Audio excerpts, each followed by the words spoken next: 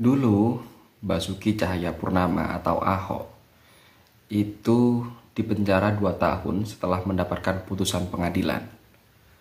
Kalian tahu bagaimana proses sidang Ahok? Banyak pengamat mengatakan bahwa putusan Ahok itu tidak terlepas dari tekanan massa. Karena pada saat itu proses sidang selalu menuai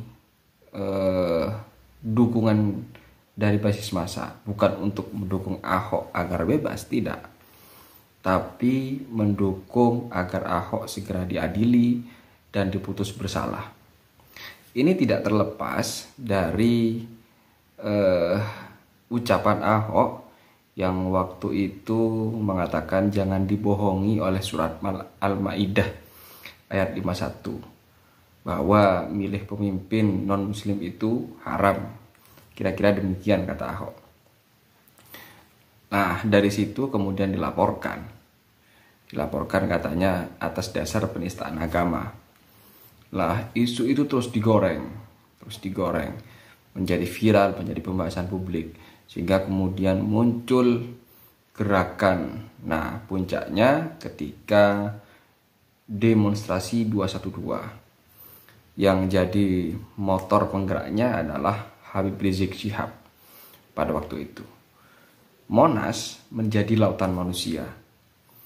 Mungkin karena desakan massa yang besar itu, saya tidak tahu lagi ya, apakah memang murni itu putusan secara adil atau memang karena pengadilan mendapatkan putusan karena desakan dari massa yang terlalu besar, sehingga Ahok diputus 2 tahun penjara, diputus bersalah karena melakukan penistaan agama.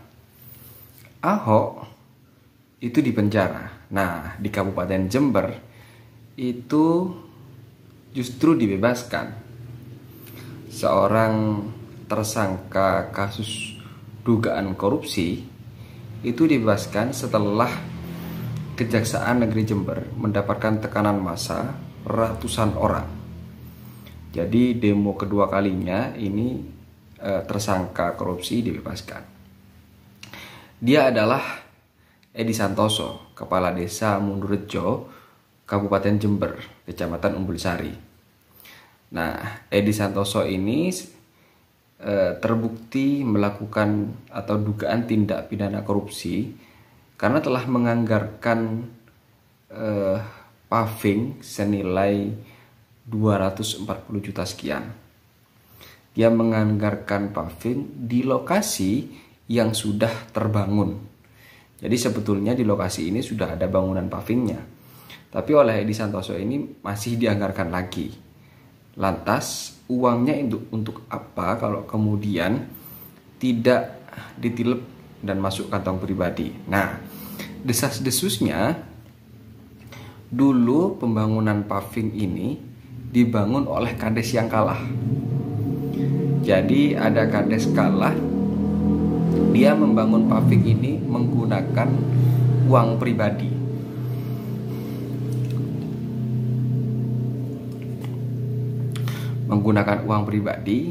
Nah, pengennya dengan dia membangun paving maka warga bakalan memilihnya. Ternyata prediksinya keliru. Walaupun warga sudah dibangunkan paving, dia tetap kalah. Dan setelah kalah, karena dia tidak mau rugi mungkin ya, akhirnya dia mendesak kepala desa terpilih untuk menganggarkan lewat dana desa. Nah, anehnya kepala desa ini, Edi Santoso, itu kok mau mendapat desakan dari kades yang kalah ini untuk dianggarkan. Padahal jelas-jelas itu tidak boleh secara aturan. Nah, berangkat dari sana setelah dianggarkan, dan sialnya Edi Santoso ini dilaporkan ke tindak pidana korupsi Polres Jember Tipikor oleh kades yang kalah tadi. Jadi kades yang kalah ini mendesak agar dianggarkan, terus kemudian dia juga yang melaporkan. Akhirnya laporan itu berbuntut panjang. Informasinya menurut warga setelah dilaporkan ke Tipikor, korupsi kasus ini sempat mandek. Bahkan Polres, masih kata warga, itu sudah menyatakan pemberhentian penyidikan.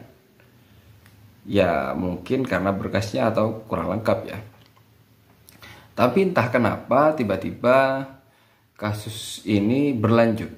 Bahkan sudah ditangani oleh Kejaksaan Negeri Jember. Dan setelah BAP informasinya, Edi Santoso langsung ditetapkan sebagai tersangka. Dia ditetapkan sebagai tersangka dan langsung ditahan. Nah, ketika Edi Santoso ini ditahan, pendukungnya, warganya itu tidak terima. Mereka menganggap ada muatan politis sebab kasus ini sudah dihentikan oleh Tipikor. Tapi kenapa kemudian masih ditahan? Nah, warga dan pendukungnya Edi dahulu mengkerutuk Kejaksaan Negeri Jember, meminta Edi Santoso dibebaskan. Jadi kalau dulu Ahok ditekan oleh massa itu dia dipidana, maka Edi Santoso ditekan oleh massa dia bebas dari penjara. Demo kedua kalinya warga itu membawa ratusan massa, mungkin entah jumlahnya berapa ya, bisa jadi ribuan. Karena pada waktu itu ya luar biasa banyak warga yang datang ke Kejaksaan Negeri Jember. Bukan hanya satu truk, dua truk, dan satu pickup, tapi ada puluhan truk dan puluhan pickup yang membawa banyak orang untuk melakukan demonstrasi. Demonya sampai sore karena ya mungkin belum juga kunjung ditemui oleh Kajari. Akhirnya sampai sore. Bahkan warga sempat ricuh, bukan ricuh ya, emosi mungkin dengan cara merusak banner kalau tidak salah ya, merusak banner. Nah, karena demonstran sampai sore dan mengancam bakalan menginap di kantor kejaksaan, akhirnya ya mungkin dari sana Kajari itu tidak kuat menahan tekanan massa yang besar dan mulai panas. Akhirnya Edi Santoso ini statusnya dijadikan sebagai tahanan kota. Entah apa jaminannya. Dan setelah itu massa pindah ke lapas kelas 2 Jember untuk menjemput Edi Santoso karena sudah dijadikan sebagai tahanan kota. Artinya Edi Santoso ya bebas. Nah, warga menyambutnya antusias ketika Edi ini dibebaskan dari penjara, dibawa pulang ke Mundurejo. Informasinya keesokan harinya Edi Santoso langsung ngantor sebagai kepala desa sebagaimana biasa sebelumnya sebelum ditahan. Nah, berangkat dari sini, dari dua kasus yang berbeda. Kalau Ahok masuk penjara, Edi Santoso keluar penjara. Ini sepertinya hukum kita tidak tunduk kepada kebenaran, tidak tunduk kepada keadilan atas dasar aturan yang sudah ada, tapi tunduk kepada tekanan massa. Dua kasus ini menjadi pelajaran bagi ya bagaimana aparat, terus kemudian mereka semua yang punya kewenangan untuk memutuskan dalam soal hukum seharusnya tidak tunduk kepada tekanan massa, suap dan lain sebagainya. Hukum harus tunduk kepada kebenaran. Sebelum ini kita seringkali mendengar kasus no justice katanya. Jadi hukum itu tidak akan ditindaklanjuti kalau itu tidak viral. Bahkan lebih ekstrim lagi,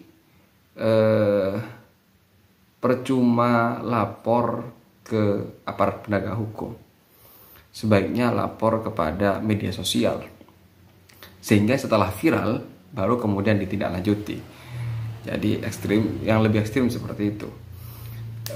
Kita sebagai warga sipil tentunya tidak ingin banyak asumsi bahwa hukum kita demikian, tumpul ke atas tapi tajam ke bawah. Nah, ini pesan kepada presiden nanti yang terpilih, bagaimana hukum ini benar-benar menjadi tempat untuk mencari keadilan bagi rakyat dan bagi semuanya, bukan hanya golongan, bukan hanya pejabat, apalagi mereka yang punya uang. Sekian dari saya.